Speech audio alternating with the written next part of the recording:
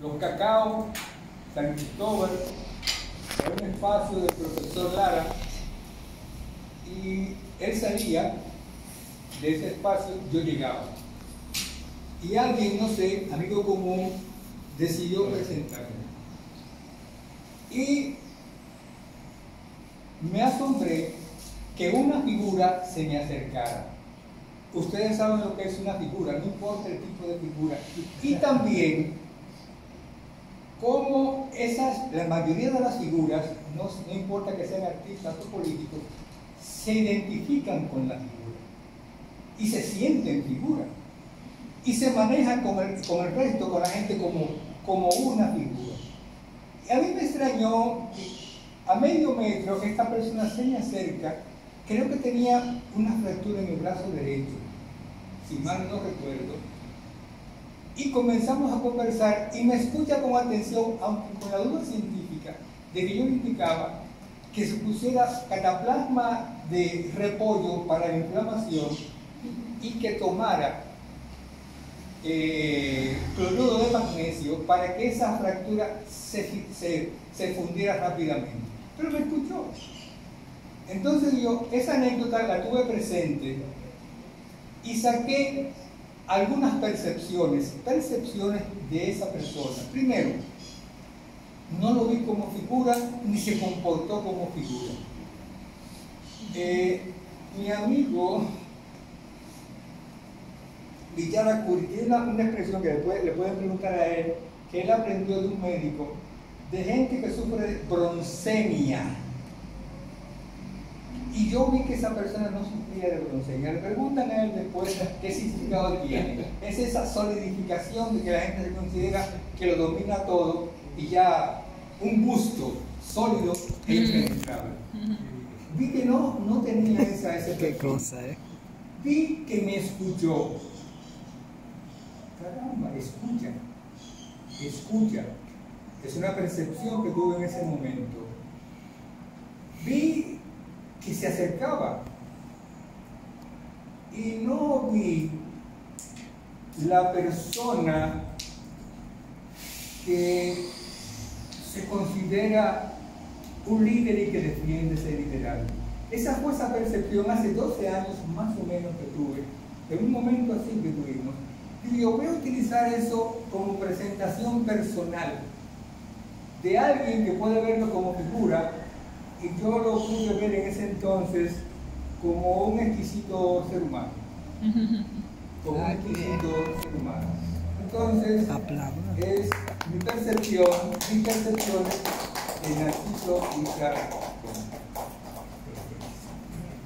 Bueno, primero decirle que me siento muy bien en este momento, con todos ustedes, con todas ustedes, en la víspera de la invasión militar de los Estados Unidos, del 59 aniversario de la invasión militar de los Estados Unidos de la República Dominicana, que todavía gravita con fuerza sobre el país y le impide salir de las gradas. En la promoción, Uri puso algo referente a la mística en relación con lo que iba a hablar. No pretendo ser nada magistral, sino sencillamente hablar y hablar con la mente y con el corazón. La palabra mística me motiva a decir que la mística está muy vinculada a la sensibilidad humana y a la sensibilidad social, pero que la misma, para perdurar, proyectarse al presente, tiene que ser permanentemente enriquecida, y que en mi caso me ayudó muchísimo que cuando comenzaba impactaba en nuestra América y nuestro Caribe la Revolución Cubana. Y comencé a escuchar los discursos de Fidel, los discursos de Che, a conocer de la obra social, y eso me daba un tanto en el corazón. Pero lo que no puedo olvidar jamás es cómo me reafirmó todo aquello, ser parte de la revolución de abril, estar en su cotidianidad. Es un proceso que lleva de años. Y de eso vamos a hablar. Es la gesta más importante de todo un siglo. Y está entre las tres de los dos últimos, los dos siglos anteriores. Está entre las tres más importantes. Hay una relación entre la gesta trinitaria con el fardo de los anexionistas, de los ateos, la separación de Haití, la lucha contra la anexión, la restauración, la lucha restauradora y la lucha de la revolución constitucionalista. Me parece que para su mejor comprensión de lo que es su profundidad en contenido de esa gesta, es importante hacer referencia, sea brevemente, y referirme después en algo a eso, a la intervención militar de Estados Unidos, imperialismo emergente, expansionista en ese momento, de 1916 al 24. Porque no solo expandió sus capitales en el Caribe y en esta isla, en ese periodo, sino que además construyó el eje militar de dominación del país. Con la Guardia Nacional, con la selección de Trujillo, con la conversión en ejército y con la conversión en Fuerzas Armadas. Modernizada, armada, entrenada, sus oficiales por Estados Unidos. Y su impronta imperialista. Pero igual, volver al impacto de Cuba. Pero al impacto de Cuba en este caso, no solo sobre una persona, sino sobre el propio imperio, que dijo no otra Cuba que el Caribe. Y no es que Abril era otra Cuba, pero era una revolución, tendía a ser una revolución popular, auténtica, que sobrepasaba incluso los objetivos del gobierno constitucional que se vivió en el 62, que presidió Bosch y que lo asentó sobre la Constitución del 63. Pero además referirme a un hecho muy importante relacionado con las tensiones que vivía Estados Unidos frente a la naciente revolución cubana, que es la expedición de junio del 59, con el programa de junio del 59. Ese hecho, que fue un hecho de martirologio completo, fue una decisión, incluso sellada por Cordero Michel, de que era la manera de contribuir con la certeza, muchos de ellos, de que era casi imposible triunfar militarmente. Pero eso impactó de tal manera a la sociedad dominicana, para que se vean cómo cuando se cogen, lo que decía Lenin, ciertos atajos revolucionarios, se impactan toda la vez, que debilitó la tiranía.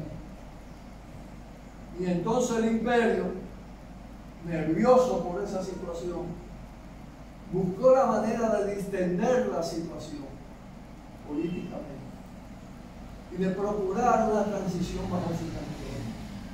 Y ahí se inscribe el tiranicidio, que tuvo influencia directa de la Agencia Central de Inteligencia y que aprovechó determinados disgustos en las esferas del alto poder militar para llevarlo a cabo. Pero junto con eso, la distensión que eso provocaba no dejó de colocar su flota naval en el placer de los estudios, en el malecón. Cuando se abrió el proceso de relativa liberalización política. ¿Dónde estuvo el fallo de cálculo del imperio? Porque hay que hablar de sus aciertos y de sus desaciertos, desde el punto de vista de sus intereses. ¿Dónde estuvo? En que calculó mal las elecciones. Y no supo realmente quién era Juan Bosch. Y lo que implicaba Bosch en relación con el tema constitucional. La constitución que la más avanzada de la historia republicana. La que consagraba la prohibición del latifundio, de los monopolios, de los oligopolios, la participación de los obreros en los beneficios de la empresa y los derechos más avanzados en esa época. Eso determinó una decisión. Cuando eso aflora, ya en el ejercicio del gobierno de Juan Bosch, viene la conspiración. ¿Quiénes conspiran? ¿Quiénes ejecutan el golpe? En primer lugar, el poder imperialista de los Estados Unidos, su gobierno profundo, su Estado profundo. Esto no. Y puso su embajada en eso, y puso a los militares, a las altas jerarquías corruptas en eso, militares, y puso a la oligarquía que no necesitaba mucho estímulo, y puso a la alta jerarquía de la Iglesia Católica, colonialista, ultraconservadora, a conspirar para dar el golpe, y dieron el golpe. Tampoco calcularon bien lo que eso iba a producir. Se produjo un impacto. Yo lo viví desde la universidad, unos meses incluso prácticamente asilado, antes de que quitaran el fuego. En relación con todo el movimiento obrero, con todo el movimiento barrial, de aquí del interior, porque el movimiento estudiantil es un papel integral. Eso era un torrente, eso era un clamor, pero además se abrazó con claridad una consigna, una bandera, un programa que en ese momento era antisistema, que chocaba directamente con el sistema que querían imponer los Estados Unidos y las fuerzas de la reacción. Y en consecuencia tendía a generar una reacción popular con posibilidad de incluso de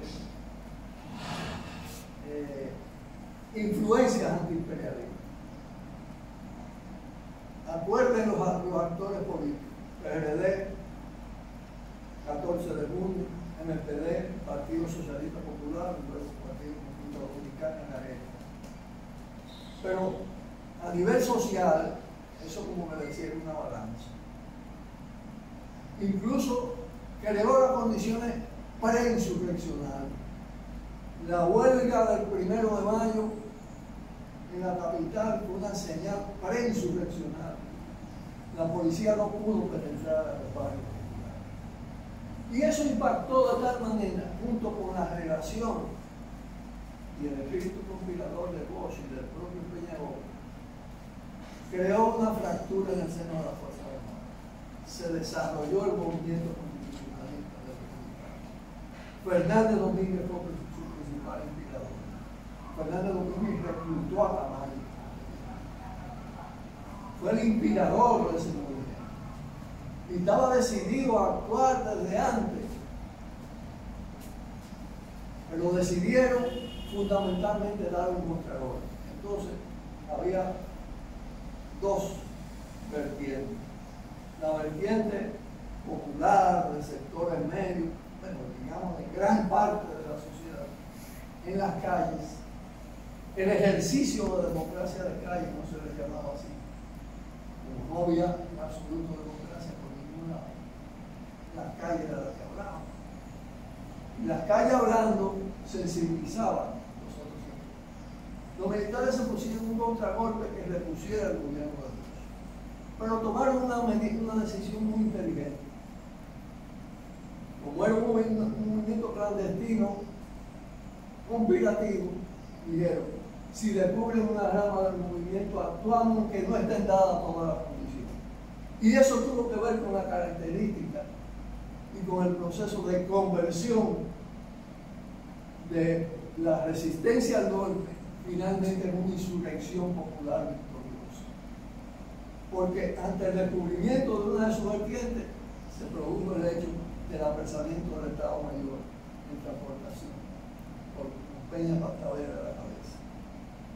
No estaban dadas todas las condiciones porque no habían logrado formar redes conspirativas en todo el país y no habían podido penetrar en gran medida, como era necesario, porque era el principal poder de fuego, San Isidro, donde estaba el poder de los blindados, las tropas especiales, la aviación. Las primeras rebeldías se produjeron en la aviación, pero esa base fue la que utilizó Estados Unidos. De todas maneras, el hecho de que no tuvieran la fuerza necesaria para dar un contragolpe limpio, vamos a decir así, y deponer el gobierno, obligó a recurrir al poder, a contactar la fuerza política y a hacer el llamado que lo hizo Peñarol a la calle. Y a la calle, un sector de la Fuerza Armada y el pueblo convirtieron en insurrección popular. Y para no alargar mucho el tema, se fue de lo pequeño a lo grande, al asalto de los cuarteles. Primero el pueblo que tenía palos, piedras, y hasta con eso tomó carne. Ahí se ve la fortaleza que tiene el pueblo para crear energía y producir determinados hechos transformadores. Ese proceso se fortalece con dos acontecimientos importantes. La toma de la fortaleza Osama permitió mucho más armas para el movimiento. Los militares al inicio no querían entregar las armas. Luego escuchamos a Aracha delante de mí. Decir, cuidado con eso. Pero no tuvieron más remedio. Porque la única manera de tomar los cuarteles era con pueblo. Y el pueblo con el pecho. Y así detuvo la fuerza de San Isidro, que es el otro acontecimiento, la batalla del Puente. La batalla del Puente fue decisiva. Triunfó la revolución sobre los factores internos, pero la dominación imperialista no es un factor simplemente externo, tiene también estructuras internas y fuerza para reforzar. Y ahí viene un gran acierto del imperio para sus intereses. Ahí se parece un poco a lo de octubre, un día más, un día menos. El 28, después que se produjo lo del Puente Duarte, ya todos los cuarteles del interior, yo estuve en ese momento en Radio Televisión Dominicana, comenzaban a sumarse, y se había creado una nueva Fuerza Armada, militares constitucionalistas, el pueblo en armas, y un nuevo poder, los comandos de trabajadores, de estudiantes, de amas de casa, de soldados, y una rama del ejército, como los hombres rana, que eran como diablos. La tendencia, ¿cuál era? Una revolución profunda, con una nueva fuerza armada. Por eso hizo referencia a lo del 16, porque el eje de dominación militar que permitió el dominio de Estados Unidos sobre este país y en general sobre esta isla fue quebrado. ¿Qué podían hacer para impedir que eso se consolidara? Invadir. Y justamente invadieron 42.000 submarines. Y era más o menos ese el tamaño de la Fuerza Armada y de la Policía Nacional junta del país. Y ahí surge, naturalmente, el liderazgo militar de la revolución. Y ahí viene también un hecho que hay que tener muy en cuenta. Cuando reina el pesimismo y uno ve el tipo de dirigentes que hay en el país, todas estas cosas. Los líderes no están puestos en un calendario, ni están prescritos. Nadie pintaba que Camacho pudiera hacer eso. Ya se había producido esa relación con el 14, con el PSP, con el PRD de Peña. Se estaba conformando una dirección política con todo eso. Yo participé en ese comité, con Camaño a la cabeza. Incluso la llegada de Fernández Domingo, la primera reunión que tuvo antes de la toma del intento de tomar el Palacio, fue en ese equipo, del cual se llevó. Se reunía encima del restaurante Rossi, en la calle Roma. Y ahí se concertaban las políticas. Se forma un frente. Es decir, era una revolución con conducción política, con base social y con nuevas fuerzas políticas y militares soportando. La invasión estuvo dirigida a bloquear esa posibilidad. Es una intervención, a diferencia de la intervención del 16 y del 24, es una intervención netamente contrarrevolucionaria. Netamente contrarrevolucionaria. Era impedir una revolución democrática popular con proyecciones más allá, porque quienes vivimos la zona constitucionalista, la vida de los comunes, eso no tiene que envidiarle a la comuna de París. Esa es una comuna del Caribe. Era impresionante cómo nos igualábamos, gente de diferentes, incluso orígenes sociales. Todos comíamos lo mismo, dormíamos más o menos igual en camita, nos divertíamos de la misma manera, todo era gratis, todo lo que estaba almacenado en la aduana se repartía, salvando unos vinitos que la Cancillería Chardonnay y Paz, decía Marcelino Vélez Santana, que era un tipo muy gracioso. Él le decía, ¡Dipa! Cuando le llevaban una copita de... Dipa es el Papa, ¿eh? Sí. Tenganlo en cuenta. ¿Así?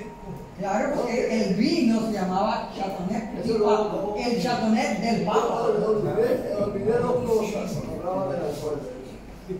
Y no quiero que se me olvide entregarle algo a ustedes antes de irnos, que tiene que ver con mi condición de canillita.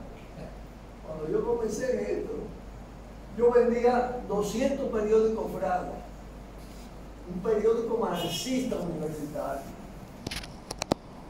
y vendía 50 populares clandestinos. Y ahora le voy a entregar algunas cosas de servicio. Porque hay que seguir la pelea, hay que seguir la pelea. Pero la contrarrevolución fue mucho más que el Estado terrorista. Y es la suma de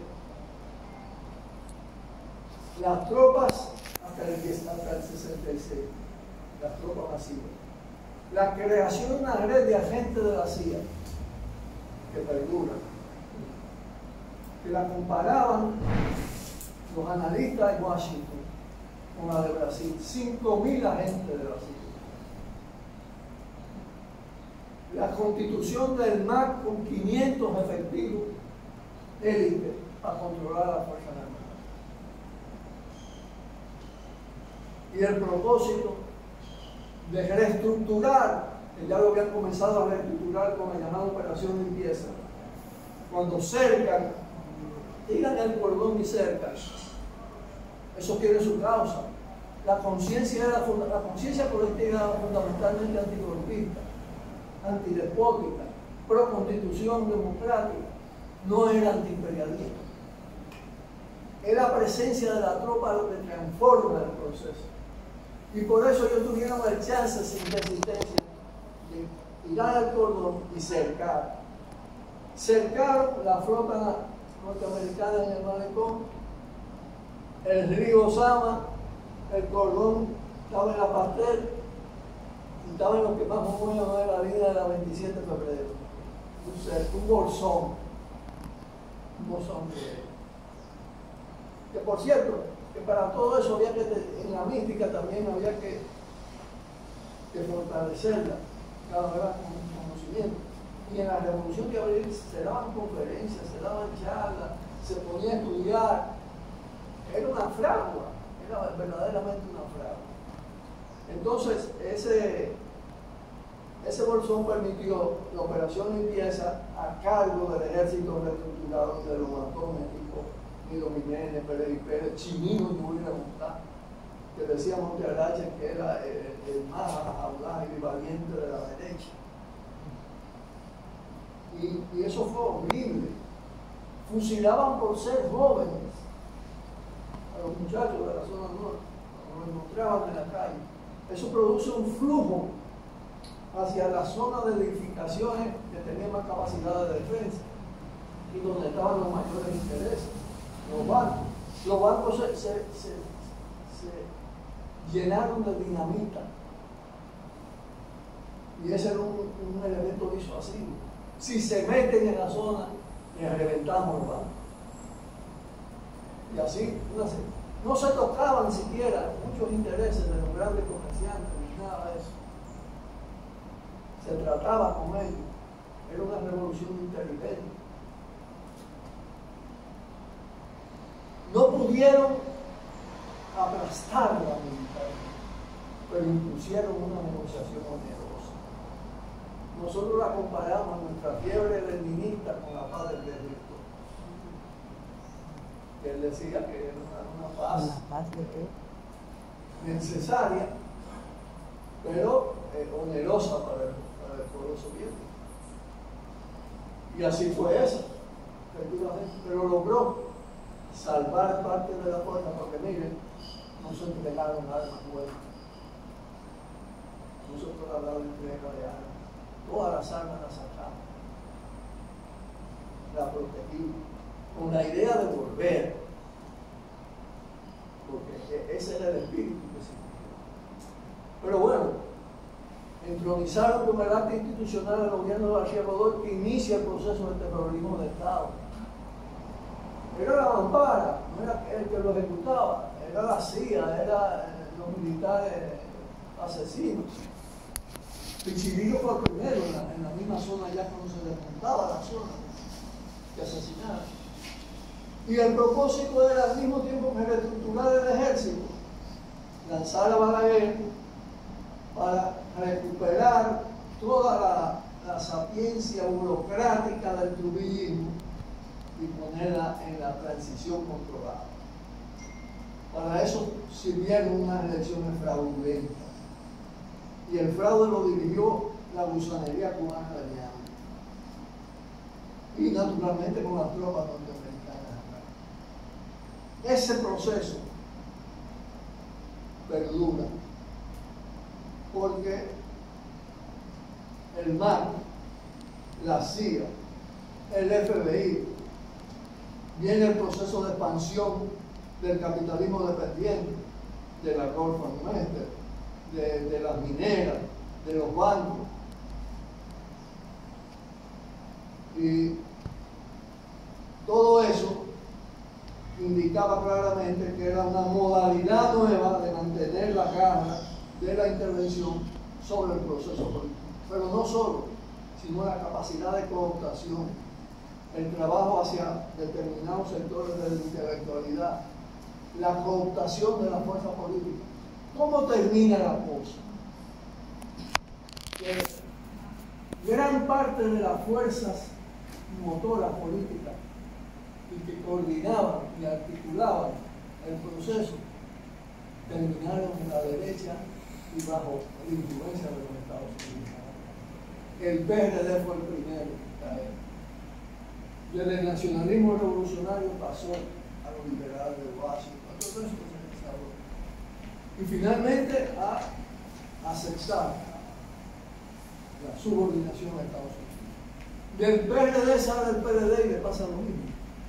Y una parte importantísima de la izquierda pasa a hallarse o se mete en esos partidos. Ese es el cuadro. Y es lo que está en el presente. Hoy, con el cambio, la cosa es peor. La cosa es peor desde ese punto de vista. Porque la soberanía está aplastada. Todo ese cuento de que amenaza a la soberanía, Haití, la migración, todo eso, que es un buen invento para ellos, ¿no? De crear un enemigo falso y desviar. Estados Unidos está libre, pero aquí está la USAID en todas las instituciones. La USAID se sabe perfectamente que tiene una influencia poderosa de la Agencia Central de Inteligencia, y ahí anda Participación Ciudadana, Baile Democrático, que está financiada por USAID. Y el MAC sigue igual tutelando, y la CIA tiene un antedespacho, no, en la parte trasera, tiene las oficinas en el propio DNI, la estación de la CIA de la República Dominicana. Y lo financian fuerzas de Estados Unidos con un 60% del DNI. Y ahora léanse la ley para que ustedes vean lo que quieren hacer con la ley. Pero no solo son los pactos con el Comando Sur. La cúpula de las Fuerzas Armadas pactó con el Comando Sur, incluso en la dirección de actuar conjuntamente en el continente, si la seguridad del continente terminó. Y ustedes saben que ese lenguaje se refiere a la seguridad del dominio de los Estados Unidos. Pero no solo, sino que se le entrega al puerto de Manzanillo, que está permanentemente en la frontera, que el ejército de los Estados Unidos tiene la concesión de exploración de tierras raras, que en la frontera hay titanium, porque eso está en juego, referente a Haití, referente aquí. Y aquí ya incluso el Comando Sur opera en acciones supuestamente antidrogas, que no son más que una mampara para insensibilizar, para presentar como natural en una persecución de delincuencia al Comando Sur de los Estados Unidos, que tiene el dominio desde el Pentágono militar, desde la Florida hasta Tierra del Fuego. Esa es la realidad. Es decir, si el Caribe ha sido considerado frontera imperial por Estados Unidos, los hechos que se están produciendo en esta isla de Herrera, que lo tienen muy a pecho, que lo están fortaleciendo con ese error, lo están fortaleciendo con todos los bríos del lugar. Y este gobierno, que es un gobierno de las élites empresariales, ya directamente en puestos ejecutivos, porque el presidente es un empresario, porque la vicepresidenta es una empresaria, porque el ministro de la presidencia es un empresario, porque el administrativo es un empresario, son todos empresarios. Es de la clase directa. La intermediación ya se va esfumando. Son secundarios de la partidocracia, juegan un papel, la usan, pero también la usurpan, la toman, la asaltan a base del papeletazo limpio y de la procedencia que sea. Porque la narcopolítica aquí tiene fuerza en los tres principales partidos. Y ahí están todas las fotos y todas las. Ese es el cuadro que tenemos en la actualidad. Entonces,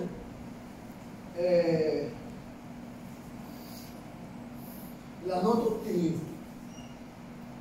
La nota optimista. El presente es que Estados Unidos está en fase de decadencia. Que el imperialismo, el sistema imperialista occidental encabezado por los Estados Unidos, secundado por Europa occidental y las potencias europeas, responsable de las etapas del colonialismo, de la conquista, del colonialismo, del neocolonialismo, están en crisis. Están declinando en materia de economía. Hay fuerzas emergentes. No vamos a entrar en el análisis de esas fuerzas, que son muy diversas, pero que tiene que ver con todo lo que es autodeterminación. Lo que es autodeterminación es enemigo. Y aquí el tema que está más relegado en el movimiento en general, en el movimiento social, en el movimiento político, en la propia izquierda que dice ser todavía revolucionaria. El problema que está más relegado es el problema de la autodeterminación y la soberanía. Y ha jugado un papel tremendo todo el tema del uso de la cultura hispanofílica colonialista, el uso del racismo antihaitiano y la presentación de Haití y la inmigración como invasión y como amenaza a la soberanía dominicana. Un fenómeno de carácter socioeconómico, cultural y político lo convierten en esto. La frontera es un negocio. La frontera es un negocio montado. Y el muro lo que va a hacer es encarecer el negocio. Como es lógico. Tienen que pagar más. Porque en fin de cuentas, no hay tal. ¿Cómo le llaman ahora lo del artificial? La inteligencia artificial. Sin inteligencia humana, no hay la llamada inteligencia artificial. Entonces, ¿quiénes manejan la frontera? Está claro. Y todo eso tiene mucho de farsa, tiene mucho de teatro. Entonces hay un desafío, porque hay que reconstituir el movimiento. Hay movimientos sociales, movimientos políticos sociales importantes, como en el tema ambiental, por ejemplo, que choca directamente. Es un tema de envergadura. El propio movimiento feminista, la demanda, la articulación de diversidad. Hay movimientos reales, hay luchas reales, un movimiento comunitario. Todo eso precisa de un grado de politización. Y ahí hay que volver a las enseñanzas de origen, de alguna manera. Y no solo, sino además a todo el proceso latinoamericano, porque el techo de una revolución en una isla del Caribe es muy bajito.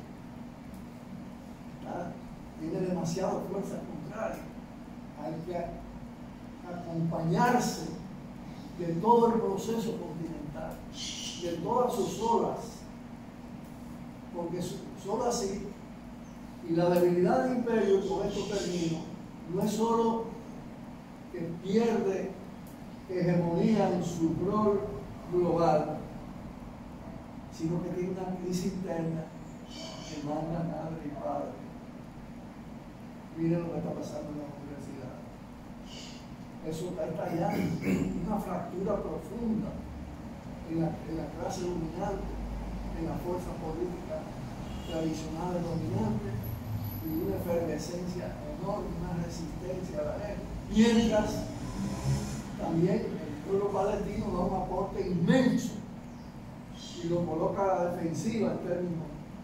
Todo el discurso de democracia, todo el discurso de paz se le está yendo en carajo. Es un sacrificio, el holocausto palestino, de una dimensión y de un valor tremendo. Recordemos que la República Dominicana aportó en una dirección también continental. El tema antiimperialista no estaba tan fuerte en América Latina, que la Revolución Cubana comenzó a desarrollarla con fuerza. La invasión en República Dominicana ayudó mucho a determinar que el enemigo, en fin de cuentas, de estos pueblos es el imperialismo estadounidense y su gravitación sobre todo el imperialismo. Aquí lo dejo. Me excuso si me pasé. No, lo viste bastante bien.